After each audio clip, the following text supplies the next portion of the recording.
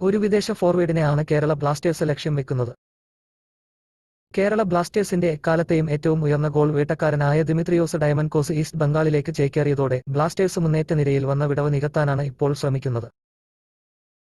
യൂറോപ്പിൽ നിന്ന് ഒരു പ്രമുഖ സ്ട്രൈക്കറെ കൊണ്ടുവരാനാണ് കേരള ബ്ലാസ്റ്റേഴ്സ് ശ്രമിക്കുന്നത് എന്ന വാർത്തകൾ വരുന്നതിന് ഇടയിൽ ഇപ്പോൾ ഒരു സൗത്ത് അമേരിക്കൻ താരത്തെ കേരള ബ്ലാസ്റ്റേഴ്സ് സമീപിച്ചതായി അഭ്യൂഹങ്ങൾ പുറത്തുവരുന്നു.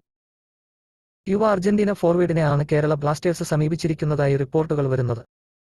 അർജന്റീന ക്ലബ്ബ് റൊസാരിയോ സെൻട്രൽ താരം ഫ്രാങ്കോ ഫ്രിയസിനെ കേരള ബ്ലാസ്റ്റേഴ്സ് സമീപിച്ചതായി ISL ട്രാൻസ്ഫർ മാധ്യമമായ ഇന്ത്യൻ സ്പോർട്സ് ന്യൂസ് റിപ്പോർട്ട് ചെയ്തു.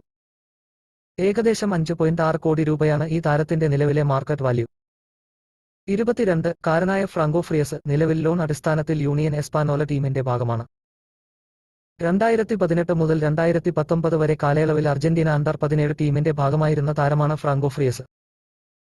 യുവ ഫോർവേഡിനെ ലോൺ അടിസ്ഥാനത്തിൽ ടീമിൽ എത്തിക്കാനായിരിക്കും കേരള ബ്ലാസ്റ്റേഴ്സ് ശ്രമിക്കുക.